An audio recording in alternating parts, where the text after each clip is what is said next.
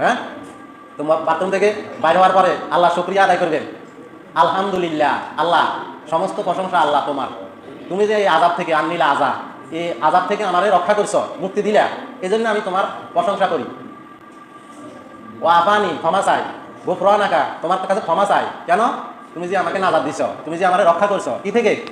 যন্ত্রণাদায়ক আযাব থেকে। যদি আল্লাহ এই ব্যবস্থা আপনাকে এই আযাব থেকে রক্ষা না করতেন, তাহলে আপনার হাসপাতাল যাওয়া লাগতো, এরপরে পায়খানা রাস্তা দিয়ে 5 দোকান লাগতো, যদি কোনো ওষুধে কাজ না করতো তখন শেষ পর্যায়ে তো এরকমই করা লাগতো, কত কষ্ট আপনার হইতো, কত সম্পদ আপনার চলে যেত, যাইতো না? ছোট্ট একটা রোগ হইলে 1 লাখ টাকা 2 লাখ টাকা কোনো টাকা নেই, 5 লাখ টাকা কোনো টাকা, এগুলো আর খারে না। তখন জমি বেশি, স্বর্ণ গয়না বেশি, গাড়ি ঘোড়া বেশি হইলেও তো আরো কিছুদিন দুনিয়াতে বাঁচার জন্য চেষ্টা করে না করে না? হ্যাঁ, বিপদে পড়ছে তখন খরচ করে কিনা?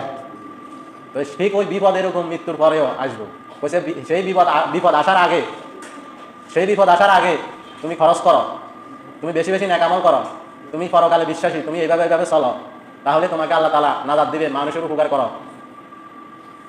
মান রব্বুকা, মারা গেছেন, কবরে রাখি সবাই চলে আইছে, এখন বলতেছে মান রব্বুকা, তোমার রবকে? বলবো আমি তো 5 বার, শুধু নামাজের মধ্যে তো কতবার বলছি সুবহান রাব্বিয়াল আলা, রবের নাম বলছি না?